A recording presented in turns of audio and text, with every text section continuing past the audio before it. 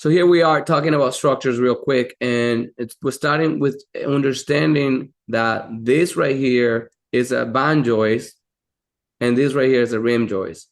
The terms are used interchangeably, but technically the rim is the one that kind of the floor joist attached into, and the band joist is the one that kind of covers the hole right here, this hole right here, right?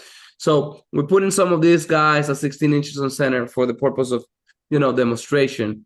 And we're talking about structures in general in this session, but we got to start with the basics. We cannot go too far into concepts that people won't understand. So that's it. We're starting with the basics. These guys are typically at 16 inches on center, which I mentioned earlier, because they support your plywood. One, because also for strength, like if they were too far apart, they would sag. They wouldn't work. They need to be closer to each other. But also plywood is the subfloor used by standard, OSB or different materials like that. OSB stands for oriented stone board. Plywood is is another subfloor, and they come in certain thicknesses and certain depths and width. And if you get the spans too big, how you're gonna nail them? You're not gonna have enough nailing support for them. Now, if this is the first floor that we're talking about, that we're framing, we would look at it this way in plan, from the top. First floor framing plan. That's the first floor framing plan right there that we're starting. Now, one thing I wanted to show, and then we close that band joist right there. Beautiful, right? So that's our framing right there. Very good. These sits on something. Anybody can tell me from the group, what is this framing going to sit on? What directly connects to this to support it?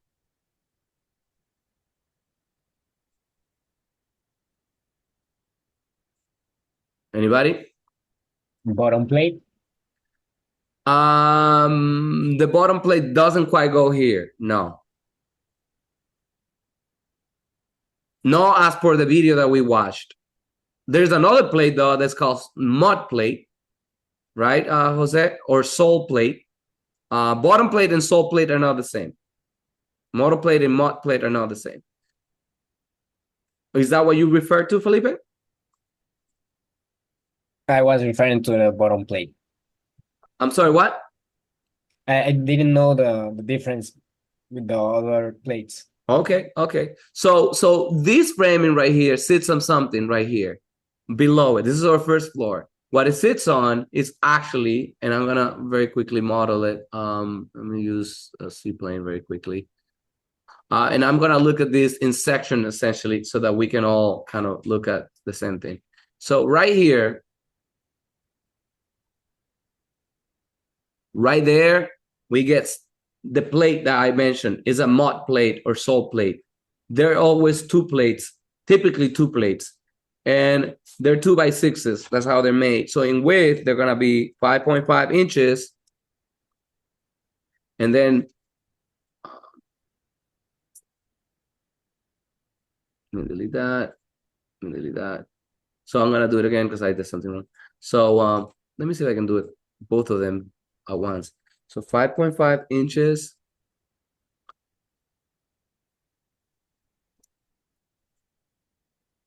by 1.5 inches. Well, I guess so. So, but that doesn't go there. So that right here is one of the plates that we have in here. That's how this sits. And you're like, wait a minute, Darwin, show me that better. He does this. That plate right there goes all the way straight. It's not eternal, so there's multiple plates that go along here because you can't get a very long piece like that. But that's one of the plates, and they typically put two.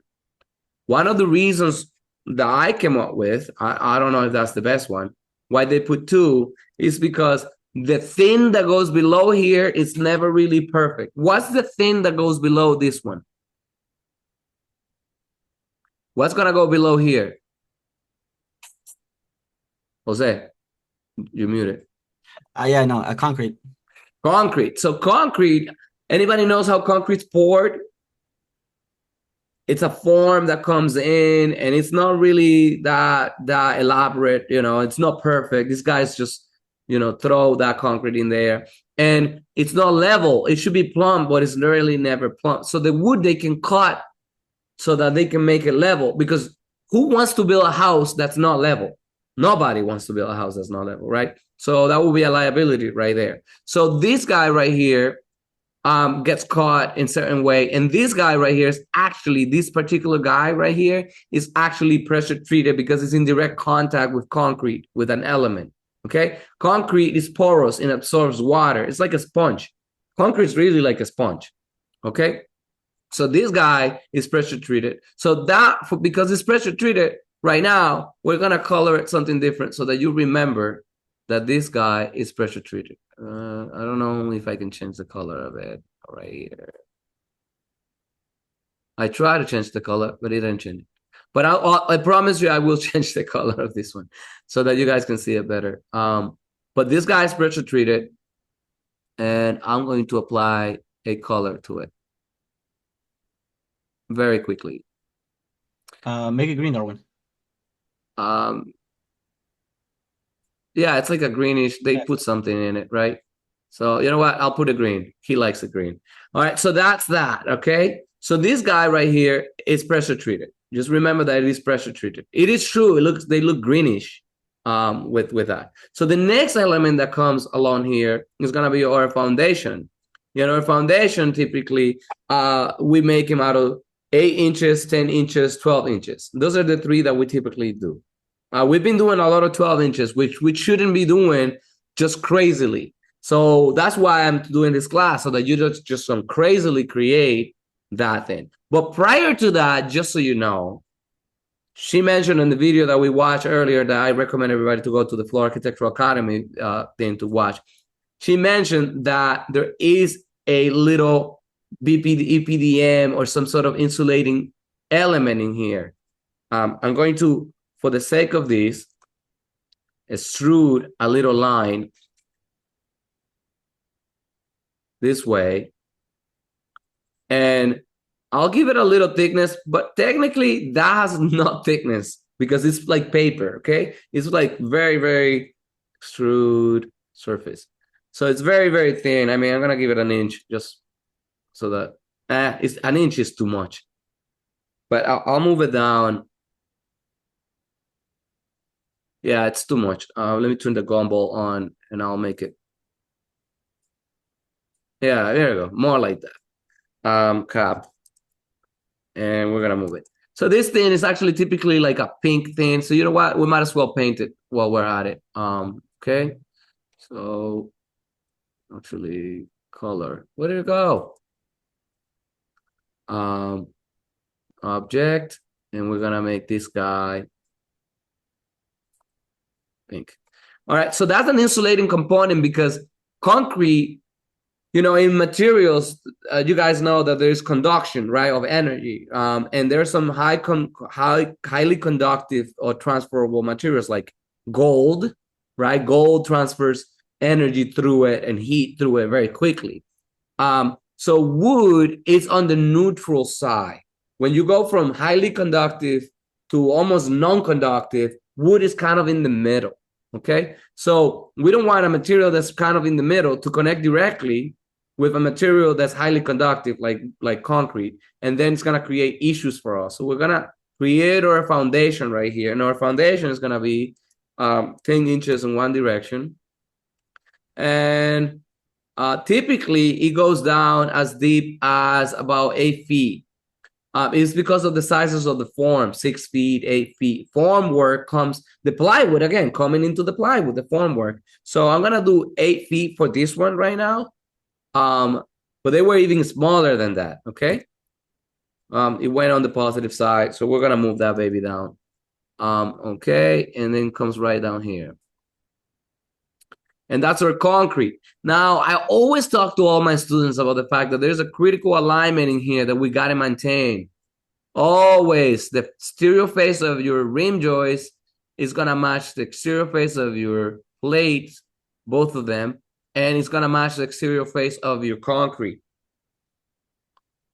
And here's our concrete wall. Shalan, cap. Here's our concrete wall. Let's make it gray so that we know that that's concrete. All right. So that's our concrete right here. Okay. Now the concrete foundation, again, we're understanding that goes that way. He aligns beautifully. Here we have then our footing right here. And our footing, just so you know, when they pour it, they actually put a piece of 2x, kind of like this one,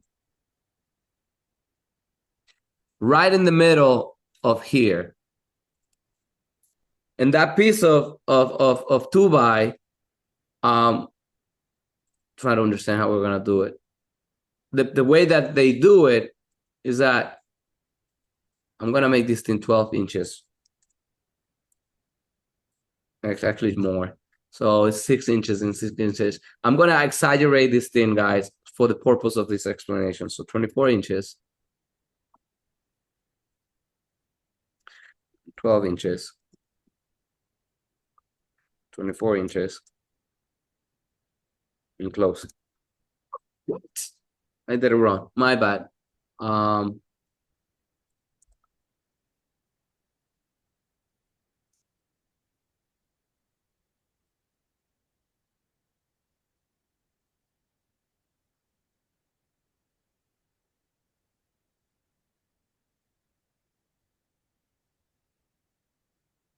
All right, so I'm moving this guy right here, and I'm gonna explain my point. So they want this guy to be locked into this guy. This guy is pour first. I did it wrong because I've been building it from the top because we were talking about framing. But the first thing that comes in is actually the footings. Okay, the footings is the first thing that comes in. And when they do that, I'm gonna copy it real quick. When they do that, they want to lock this guy into this guy. So it is slightly different. So what they do is that they, let me just do a Boolean difference. Boolean difference. So you using you using you. That didn't work. Boolean difference. Surface to subtract from you with you. Okay, so they literally take the 2x after they're done, and you're like, what?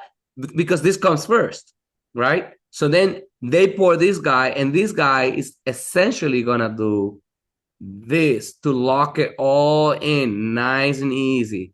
So it's gonna do this whole thing right here. So this is gonna be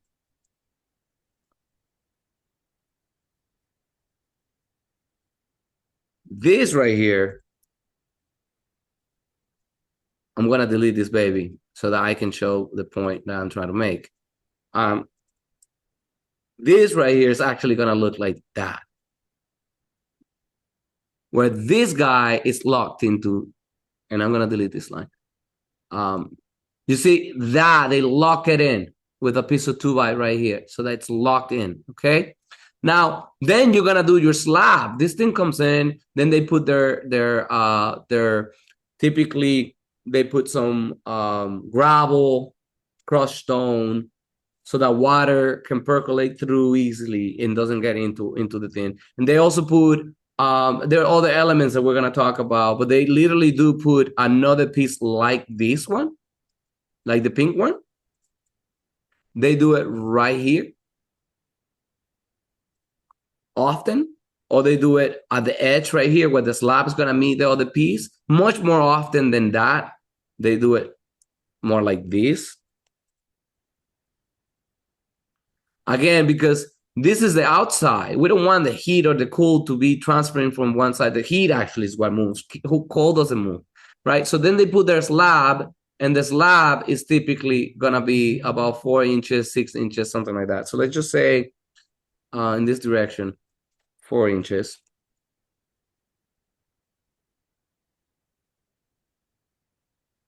Not sure what I did there. Let me just do it again. You know what? I'll exaggerate it on this one.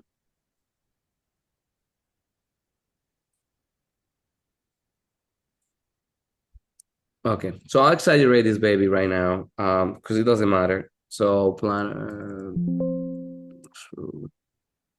All right, so then this will be our slab, concrete slab, and they put this filler right in there. Okay, I want you guys to always on your drawings and everything, to always actually do that, to actually show that there is you can call it insulating filler. That's fine. I'm good with that. Okay, and I just want to make this slab so that people can see how big they are. So that's how that looks right there. Okay, so Darwin, question, sorry. mhm. Does that also go on right below the slab? So this same thing doesn't go here. They put a air and vapor barrier right underneath here. Okay, okay. So, I mean, since we're talking like that, and I want to be very thorough with you guys, and I do want to give you a good example of everything, you're going to have right here, right at this area,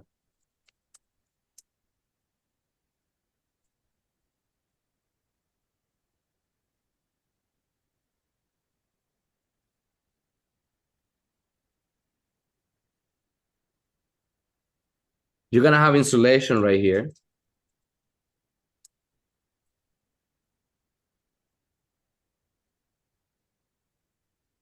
Rigid insulation right here. Okay. Typically, the foam is kind of blue, so we're gonna just use a blue color.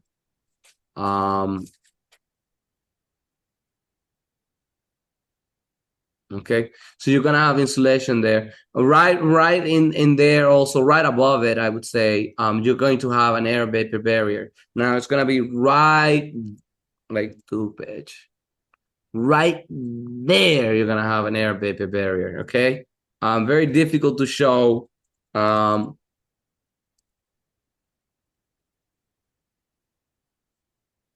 Okay, but I'm gonna do it real quick. But it's gonna be right there. In fact, so that we can show it, I'm gonna move it and dissect this element so that you guys can see it. And for this purpose, I'm going to draw our air and vapor barrier all black. Anything that works on that purpose, for that purpose, I'm gonna draw it black so you guys can distinguish it. Okay, so ideally the air and vapor barrier will go all around your entire foundation, all around. Ideally, it would go. Okay, so you will have it right here. They actually literally paint this thin, this whole thing with a concrete looking, like bituminous concrete, meaning like asphalt looking thin, that's black.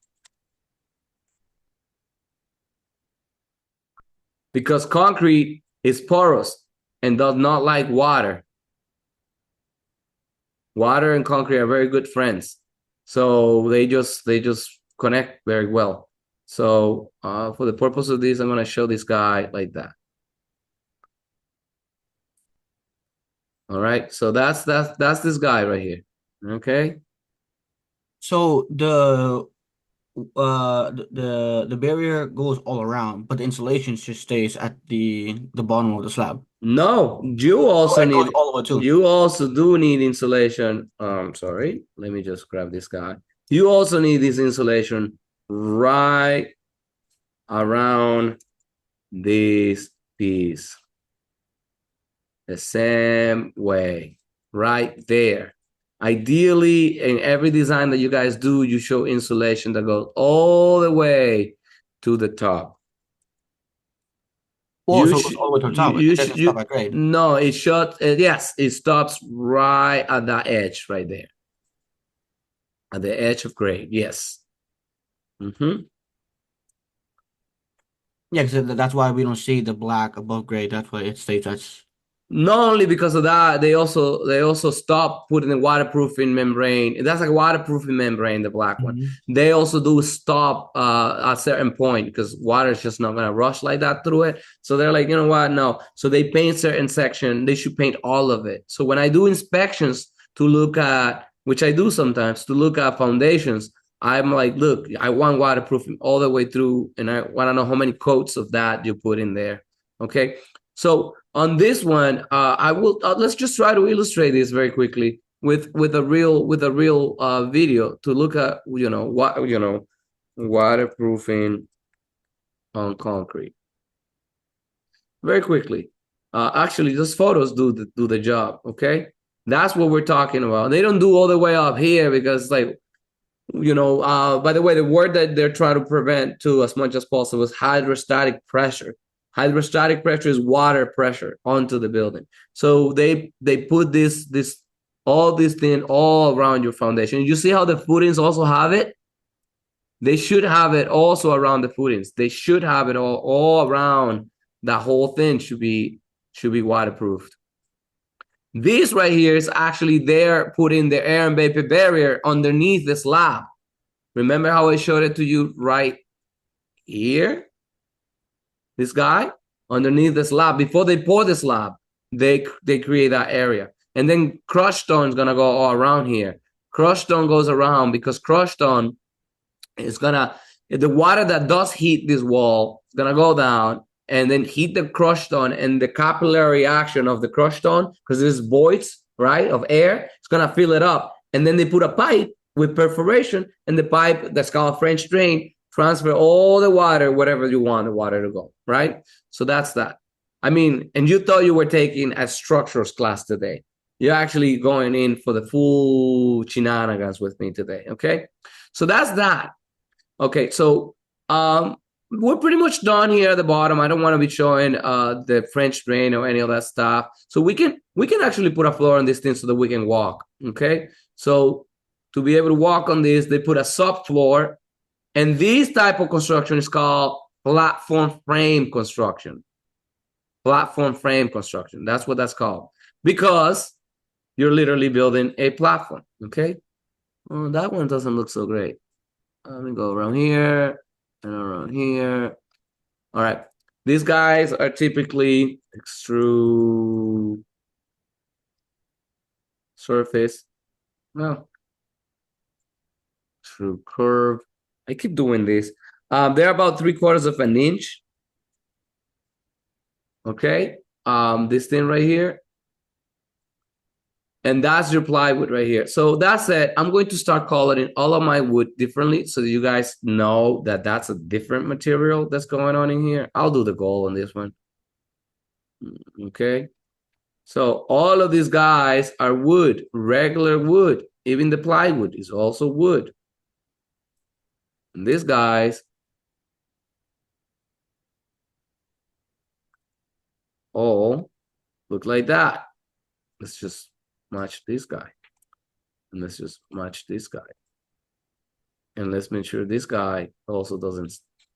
Now, there are a lot of other components, guys, okay? This plate gets screwed into the foundation literally by an anchor bolt that they put every about 4 or 6 feet or so, all right? And this anchor bolt is actually placed at the time that they're pouring the concrete, so that it's embedded, that's another word, embedment, embedded inside the foundation, and it ties it all together. There's all the things that they do too, okay? So we're good. Now, the member that Felipito was talking about gets to be done. Ta-da! Bottom plate. That's the guy right there. That's your good friend, the bottom plate, Felipito. And they do that so that they can nail the walls. They can put their walls together. This guy gets screwed into this area, right? Into this place. And they put their wall studs. They call them studs, which can be made out of wood or metal stud versus non-metal stud, and they go right in here. And these guys go 16 inches on center. What did I do? I always have a problem copying. 16 inches on center. For the same reasons as this guy. Structurally, the redundancy of these members helps it out a lot. And they can nail their plywood to it nicely.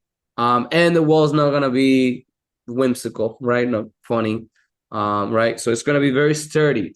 Okay, so you got this guy, 16 inches on center. Boop. Boop. Boop. Okay, well, you guys get the idea. I want to put all of them there so that we can complete our wall.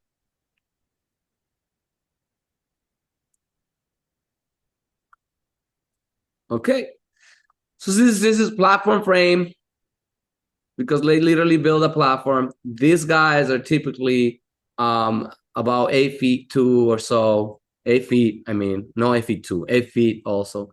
6 feet, 8 feet, 10 feet. They come in different sizes. If you go to Home Depot and say food studs Home Depot, you can know, and this is something I want people to be able to do.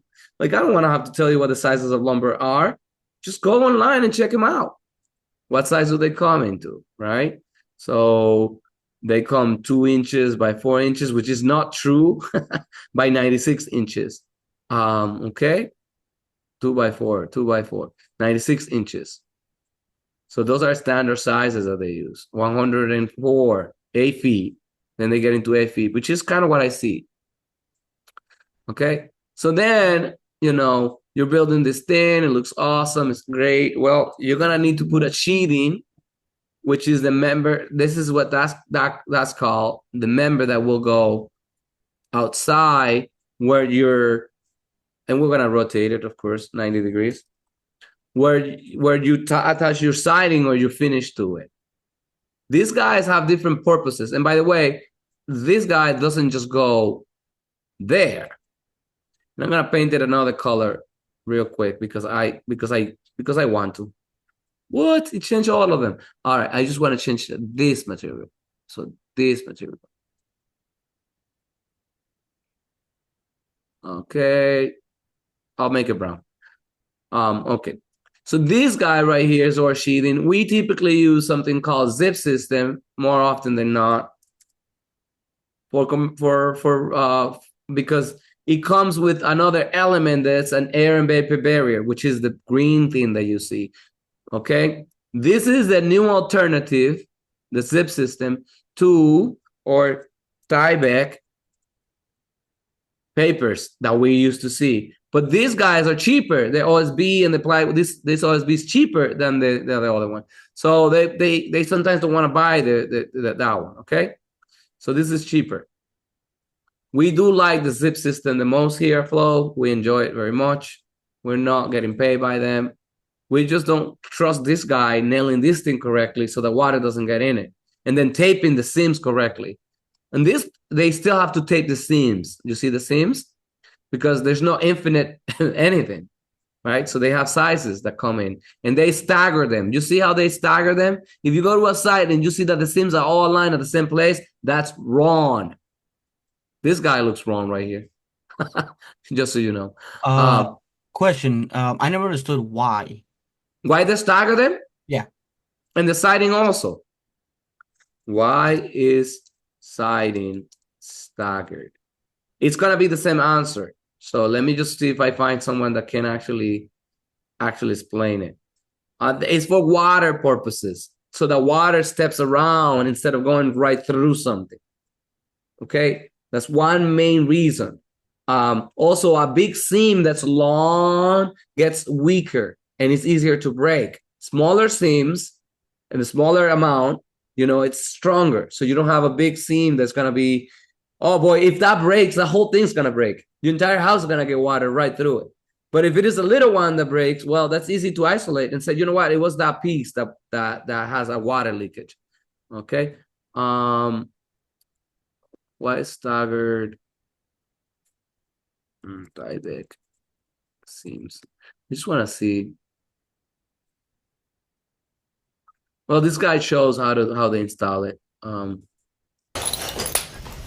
There you go. Let's do this. Too much. You can also go to Energy Federation, EFI.org, and they sell house wrap tape that's compatible with whatever brand you use. There's not a whole lot to putting this on. I try to go continuously around the inside corners to make sure that they're lapped just like the house wrap is. But beyond that, you just want to make sure you get a nice tight bond between the tape and the house wrap, and before you put it on, that there's no sawdust or anything underneath the tape. When you're putting up house wrap, you're bound to have spots like this where you had a little tear. Maybe you had to pull off a couple of staples and readjust it in the corner before tacking it back home again. Now, this is double lapped, this corner, so it might be tempting to just forget about it and hope that it's gonna be okay, but it really takes 5 seconds, put a little piece of tape over it, and that's added insurance that you're never gonna get water in that hole. Now, if you have a hole like this, where you can see sheathing behind it, something a little bigger, something I can't cover as cleanly and as confidently with just a swipe of tape, what I like to do is patch in a little piece of house wrap. So what you want to do is just put a couple. I mean, fun, great. We saw you. We love you. So that thing goes right here. It is doing the same thing as this waterproofing to some degree. Okay, the waterproofing is not that great because concrete's porous and all the holes in the concrete sometimes don't get filled. This is a little bit better. Okay, that's why we always kind of tell people, you know, put laundry and water tins on the basement. You know, basements are problematic, bro. You know, they're problematic. You know, we try to do the best we can with them, but they're just problematic. So this guy right here is gonna come. You know, you're gonna put your zip system right in, and then your siding is gonna attach directly to that, depending on what it is. Now, another thing that we're doing, because the energy goals are getting very nice. Actually, I don't want to say a bad word. It's very nice. It's very good. I'm just saying, they're getting really, really tough. You sometimes need to put some rigid insulation right in here to be able to get your R value. And then the nails are going to be a little deeper, and they're going to need to go into each stud, okay, to put your actual siding in there. All right? So that gets a little funky, but it helps. Insulation goes inside each one of these cavities. That's where you're going to put your insulation. And I'm going to quickly tell you. So one thing I'm learning, because I'm currently becoming an energy modeler and subsequently becoming a hairstraightener, if possible, is that, which you never really learn. You don't really learn this at school sometimes. Extrude. So is that your wall, if you say your wall is art something, you know, we're gonna make this guy pink. You know, let's say R20, it's not true. That's a lie.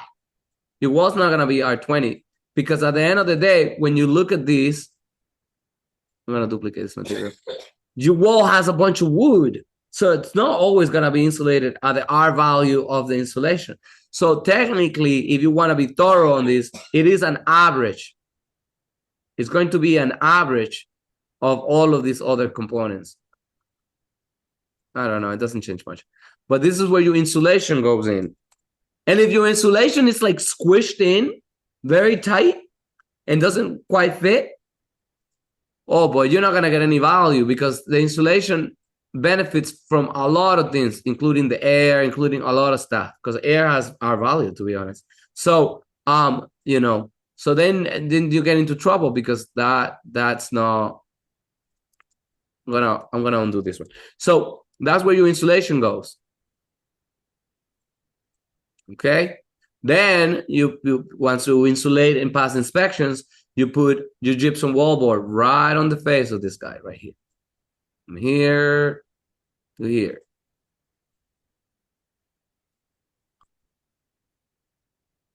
And that insulation, that gypsum wallboard, it's made out of gypsum, as it says. Surface.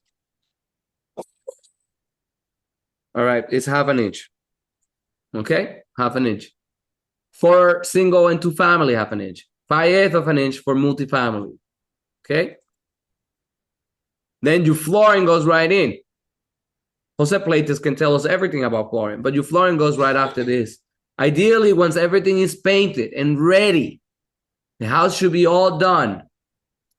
And there are some important reasons why the house should already have windows in, HVAC in. Jose, can you tell us a little bit about why it is important that the building, before you finish flooring, is insulated, tight, heated if needed, and windows are closed, everything is ready. Tell us a little bit about that, Jose.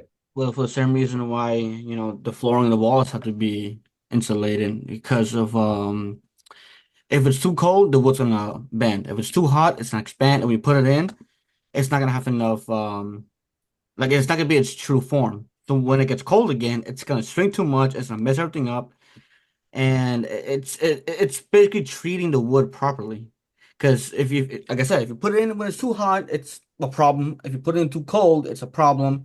So it's the same thing as why you're insulating the floor and the walls. The same. Thermal expansion, guys. So I mean, I'm insulating the walls for other reasons too, for comfort too, because you don't want a cold house and a Yes, drafty yes, house, yes. right? So Yeah. so exactly. But the wood is gonna create. Have you guys lived at a place where the doors heat the floor whenever you open and close? Well, the problem is that when the floor was installed and the door was installed, the same day that it was installed, it was perfect. I bet you money it was. You would say, oh, they installed it wrong. No, no, no, they didn't. The thing is that the material on the floor expands and contracts, and the door itself expands and contracts the wood. So when they both met eye to eye, we got a problem. So you got to leave some space. But the thing is, in the code for exterior walls and almost any wall, but for exterior walls, you don't want to have a lot of leakage. So you got to seal those gaps so the air doesn't come in and out, because that's a problem, right? So you don't want to be too open and you don't want to be too tight where it's going to then not open and close. The door's not going to open and close, okay? So this is where we have these elements, okay? Now in this case, if this is half of what I showed you before, meaning like if what I model right now is this half of this element, these guys right here has got to be supported by something. And this, let's assume that that's the case, that I just modeled half of this thing right here. And these guys can't go this long because that's too long for this member. Okay. So that's when we jump into our software very quickly, and we're gonna kind of leave it there soon because I don't want to spend all night with you guys. You got better things to do than to listen to Darwin. But and I'll save this model. I'm gonna continue on this model over time. We're gonna continue working on this one. But the thing is, because this is too long, and by the way, that happens before the flooring, before the sub and everything. You don't. I'm gonna hide this guy real quick. But before this guy comes in, you realize, and I'm gonna hide this guy too. You realize this is too long, and you need to support this guy. This is what happens with an open concept kitchen that people want, right? Like they want an open concept kitchen. There's a wall here that goes all the way down to the basement, and there's a wall here. Well, we got to support it. So on this member, we find out the distance of this guy, and how long the member is.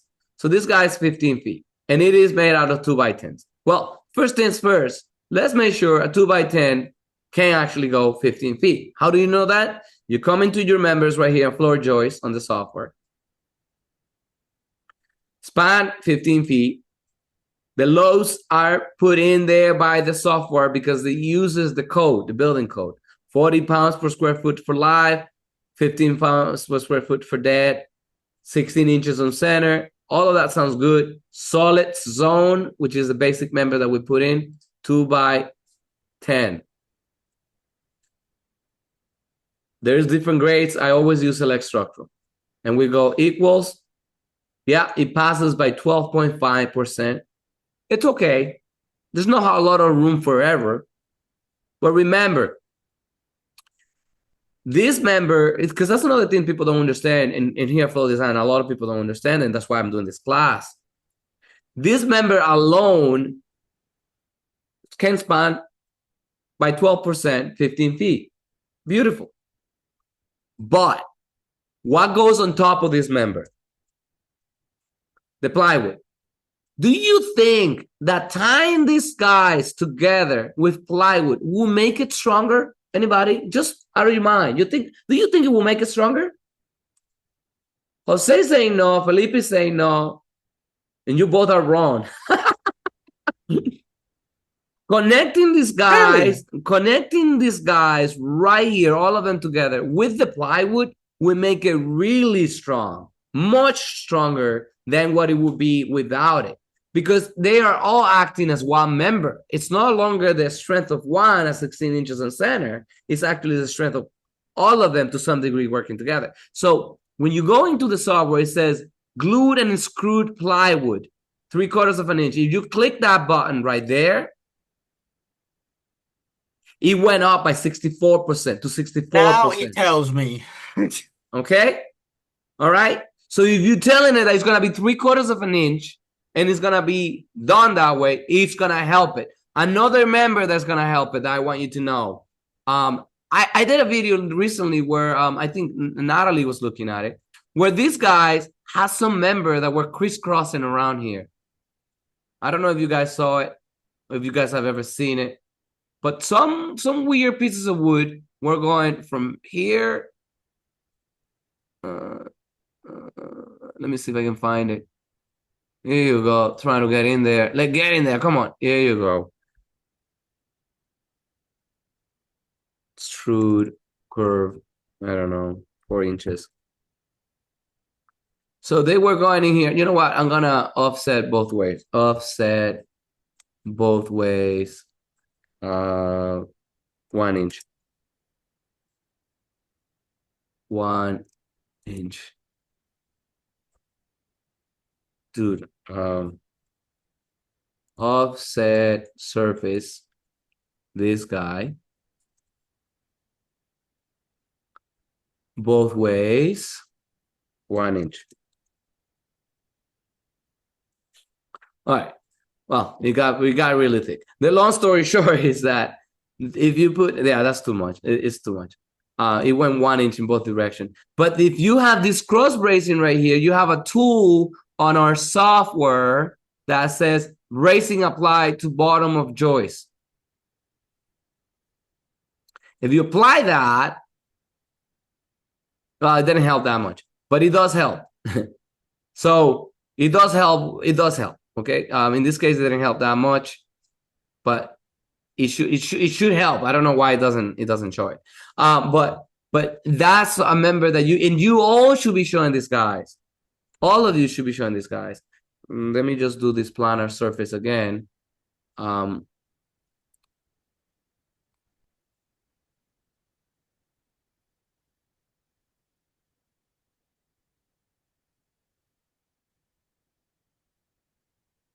don't know why it doesn't do it.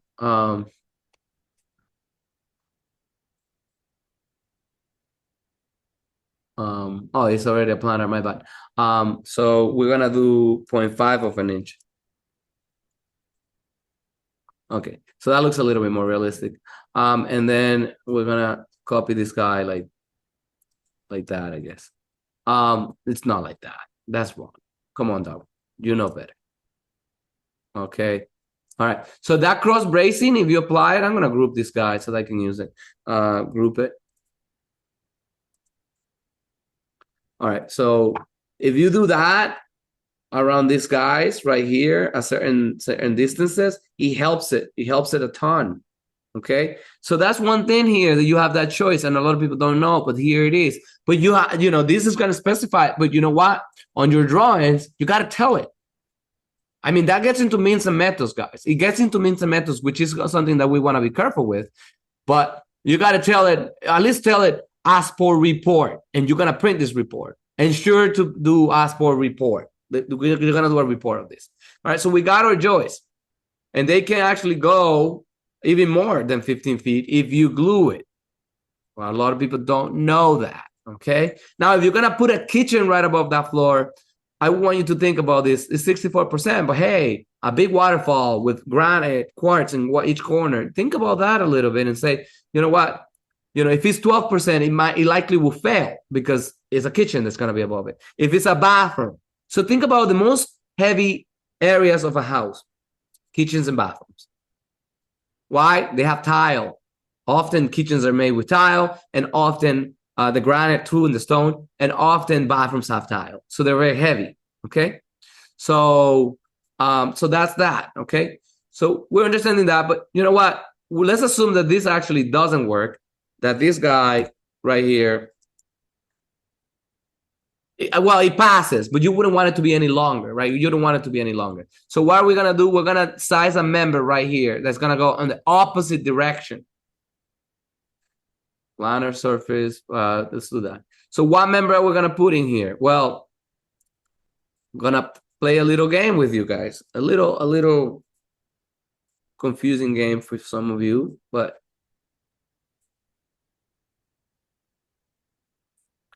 I'm going to grab this guy.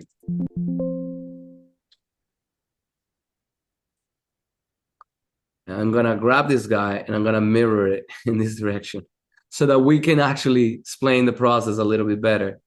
Okay, so I just mirror this guy. Okay, so I'm going to group this guy, this side of my building to make it easier. We got to join it with something because structurally this guy is not going to work. What is it going to be? I don't know, right? So we come in here. This is our plan right here, right? Basically, one side, another side, one side is 15, the other side is 15. We need to size a beam. And the questions that I always ask people is, how long is the span? How long is my span? From here to here is my span. Okay, so distance from here to here. It's about 14.5, 14.9, 15 feet. Let's round up, which is harder. So we're gonna go to our regular. This is nothing crazy. It's called a uniformly loaded beam. Okay, nothing crazy. So you're gonna come in here and find uniformly loaded beam. Great. You're gonna say that it's gonna be 15 feet long, span from point A to point B. How long is it? It's gonna be that. And when we first learned this software, I didn't know, and Marcos didn't know, and most of us didn't know. So we didn't really size a lot of members because we didn't know. But we never put tributary width, and that was wrong. We need to figure out the tributary width of each one of the sides that this thing is supporting. What is the tributary width? What is that? Tributary width is half of that and half of that. So in this case, we're going to assume this. Let's override that so that you guys don't see it differently. It's 50 feet one side. Just so that you guys understand my concept, because I'm not going to make it like that. 15 feet in the other side. So basically, this member right here, which is going to be 15 feet long, right here, this member right here, and for the purpose of this, I'll just clean it up. Come on. So just forget about this other side. So this member is going to support half of this load and half of this other load. What is going to be supporting the other half of the load? Anybody? Say the word. What's going to support the other half of the load? The wall. That's right. That's right. I don't have any. Well, so I'm going to do some crosshatch so that you guys see it. So half of this side, it's supported by this beam. That's the tributary width on that side. And that half of this side is supported by this beam. Now, this is telling you that 55 pounds per square foot are going to be supported across what? So it's 15, 7.5, and 7.5. And it gives you the total load, and it tells you that a regular 1x3, 1x4 won't pass. So you got to go to structural components, structural composites. We always go to structural composites as a rule of thumb. We start with solid sun, and then we go to structural composites. LBLs is the term. A lot of people don't know what they're talking about when they use it, but here it is. Structural composite. I always go with the highest grade. I like to start from the less, because it's the most expensive, but I just want to check what's going to keep me safe.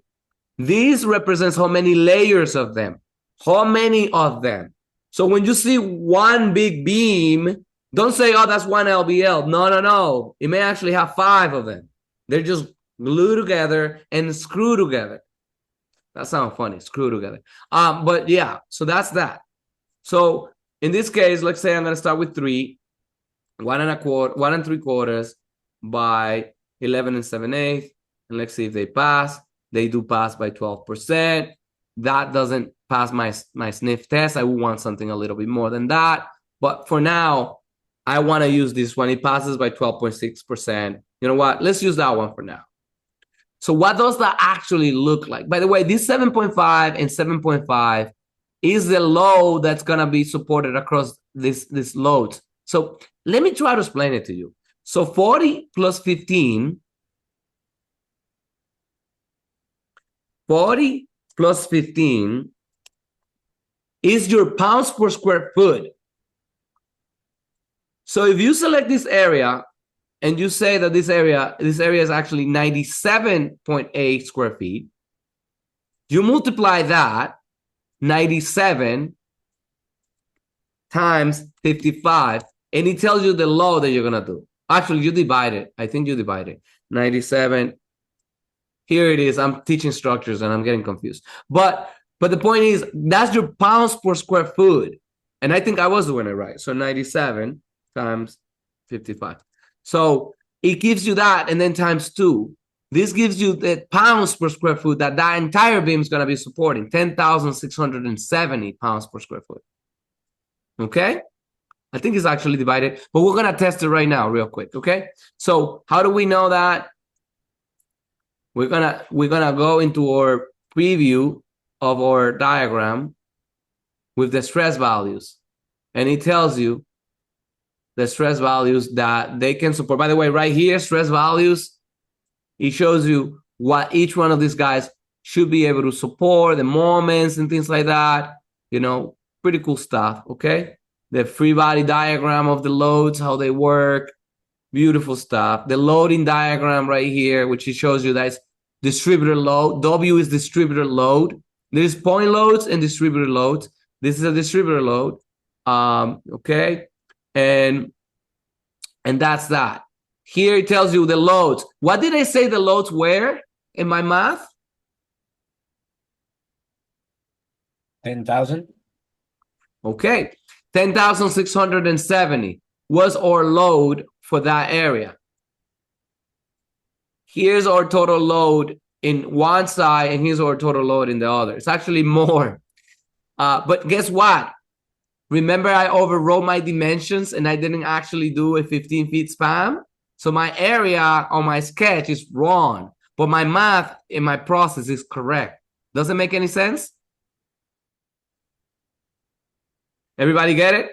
Because this guy is actually not 15, and this guy is actually not 7.5. If this guy was 7.5, it would have been another story. Okay? So we could actually fix it. 7.5.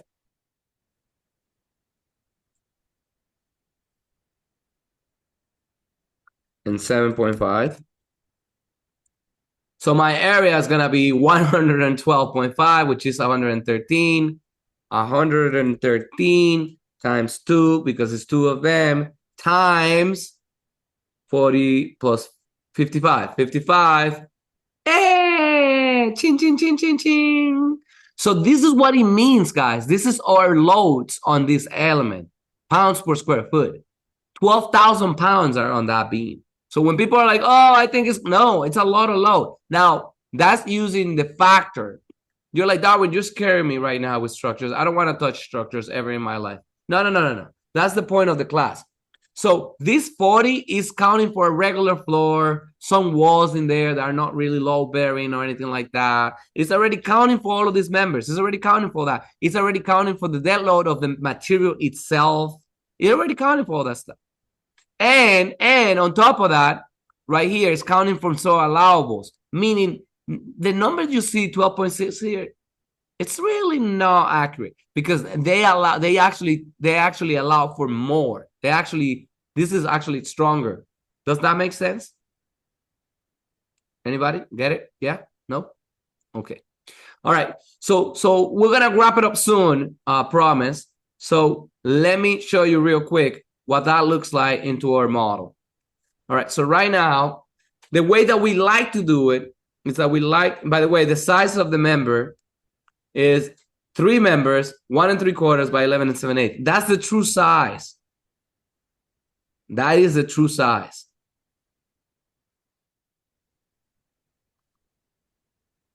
Okay, so it's gonna be 11.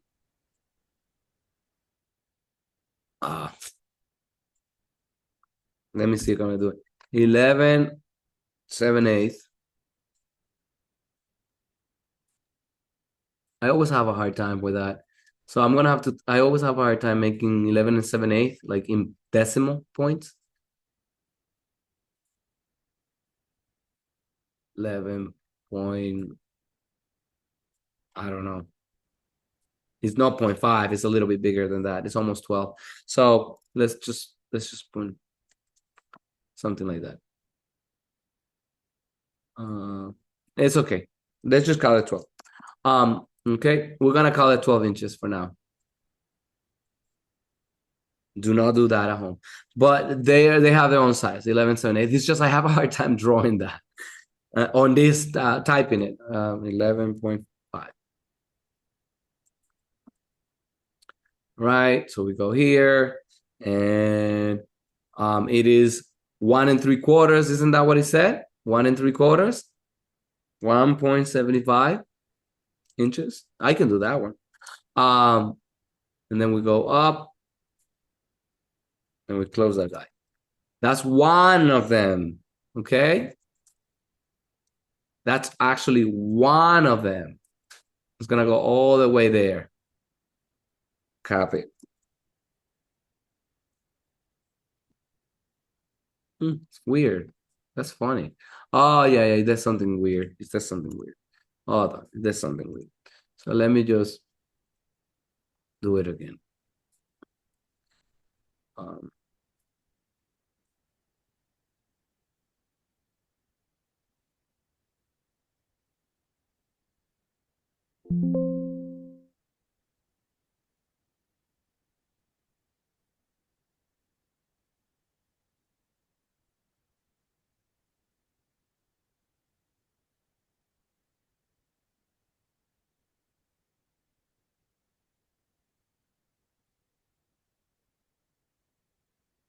Whatever. I'm just gonna exaggerate it.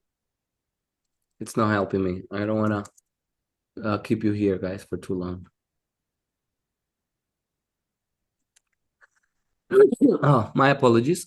So that's one of the members. Okay, we threw that baby all the way back there, and they look a lot more like orangey than anything else. That's one of them. We're gonna give it a color.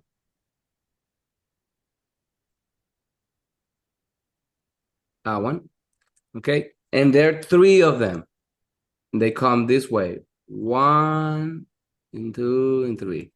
Okay, and then these guys can nicely come and connect to it very nicely. Okay, and that's how they would do it.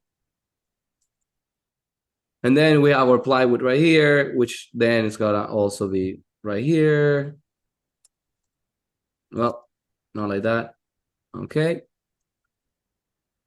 And ideally, when or flooring installers come in, they don't do a seam right there. They make sure that it happens in here, because this area may actually go up a little because of wood, right? Wood pushing and the strength of it and sagging in this area in the middle.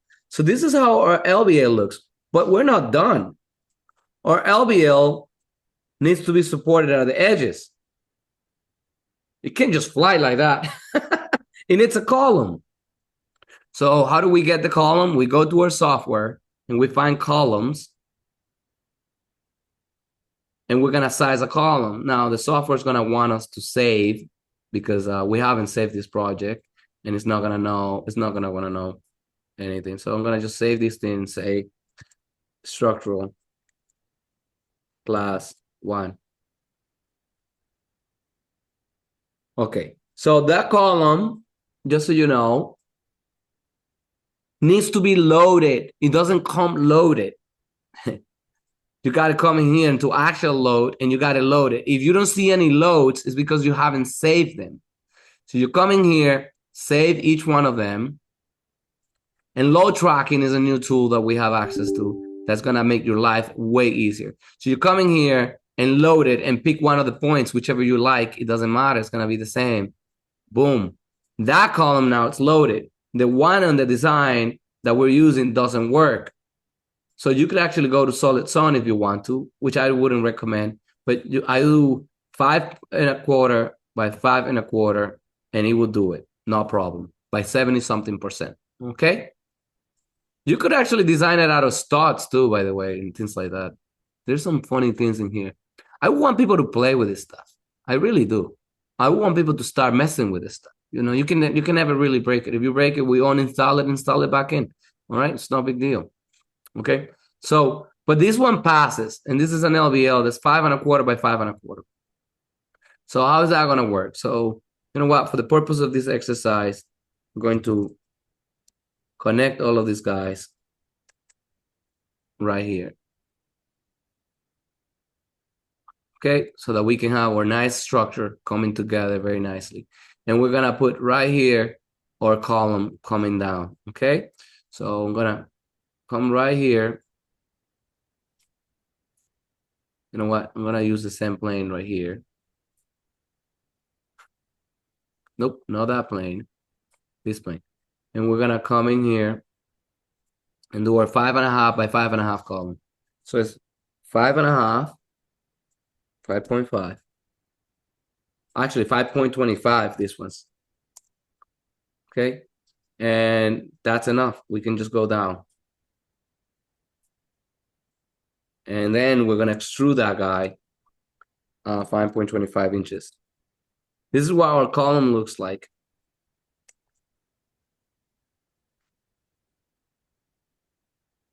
And that's what it looks like right there. It's made out of wood, same material as the other one. The LBLs are pretty okay with being in touch with concrete, because I know somebody's gonna yell at me like, "Oh, wait a minute, that's with concrete." They're pretty cool with that, but we do not like these ones.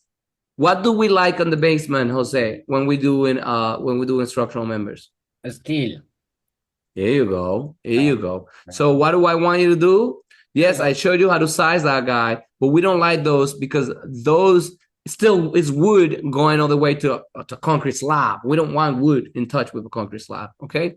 So we go to steel, and they're typically round. And what are they called? Lolly columns, typically, right? Yeah, lolly columns. There you go. So we're gonna change that guy right here, and I'm sorry that I confused you right there. But we use tube, and we find the thinnest, 3 1/2, like 3 inches, 1 3/4 member that we could possibly find. Literally, 3 by 1 in this thickness. It's very, very thin, very, very thin. All right, so it's 3 inches diameter, and that's what we're gonna be using in here. Okay, so bye. We don't want you. So I'm gonna use this one as a reference to create the other one while I'm at it. And I'm gonna come in here and create the other one using the center point. Center.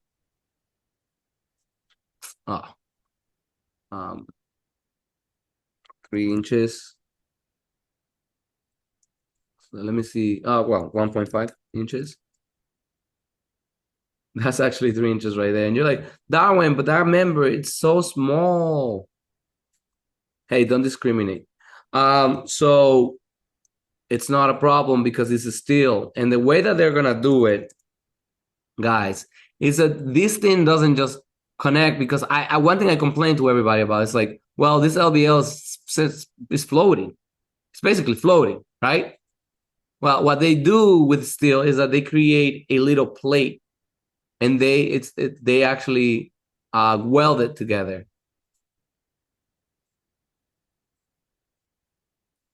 Let me see if I can pick this face.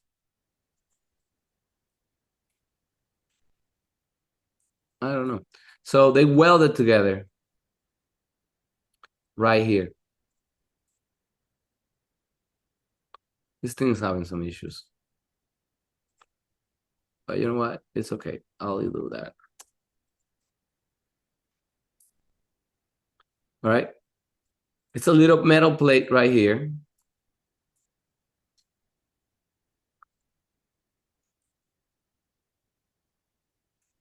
Very, very thin. Very, very thin.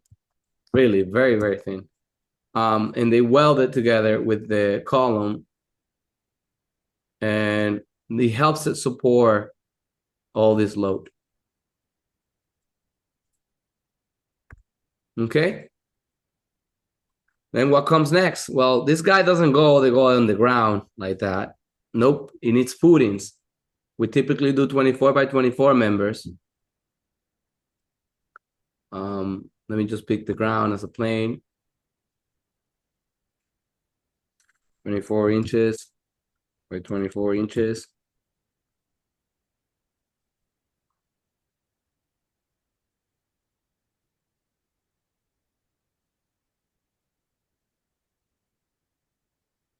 Okay, and these guys go right here.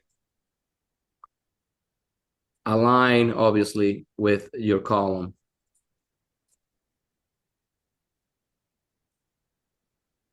They don't go too deep, like 12 inches, 10 inches. They don't go too deep. The software always wants us to make them really deep. I have not been able to solve that problem, just so you know. I have not been able to solve that. Not on this life yet. But that guy right there, it's poured. By the way, these columns should have been poured even before this slab, okay? Just so you know, because you wouldn't want to do this, you know, and you got to isolate one from the other. But this is the guy. So you're like, oh, how do I get the footing in the software? Well, you go here, save it, and then go into footings all the way at the left. There's a square, continuous, round. You pick live load, pick the column, load the column onto the footing. Well, it doesn't have points, so whatever. So because it's only 1 point. No, I don't know. It's weird. Hold on 1 second. Let me save. And let me save my column. Let me come here. Okay. Here you go. It should work now. There you go. Boom, boom. Great. We have all of our load. So remember that the LBL is supporting about 12,000 square foot, 12,000 pounds. This column is only supporting about 4,500 of that. The other 4,500 is going to be supported by the other side of the other column. All right. But this one, what's the size of it? Well, we got to size it. So this one is like 4 inches by 4 inches, by the way. It happens to be adequate, which is kind of weird. This is not right. Oh, no, my bad. This is the size of the column that's supporting. And it is 3 feet by 3 feet, but we do 2 feet. You could even do 18 inches. Well, let's do 2 feet, we typically do 24 by 24. And it goes 10 inches down. So this one doesn't want to pass. So 2.5 is good.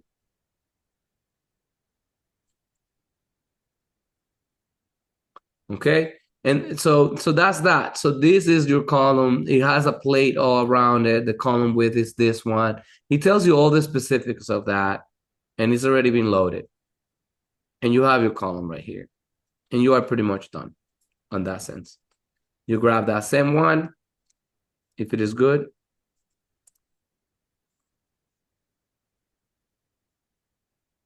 Group it, and go to the other side with it.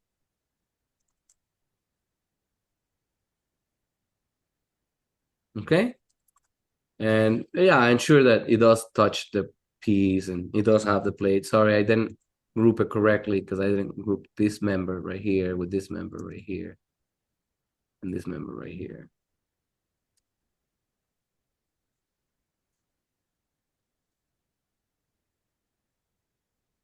Okay, so I hope this class has been helpful.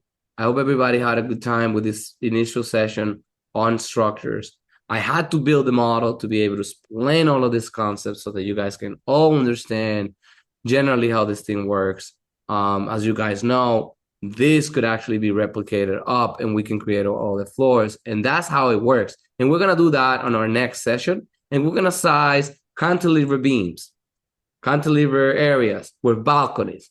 We're going to size roof framing. We're going to size all kinds of really interesting and fun conditions throughout these sessions. I gave you a whole lot on this one. Go back to it, watch it, share it, enjoy it. But this is the basic concepts. You got to be able to look at this in plan. You have to understand what tributary area is.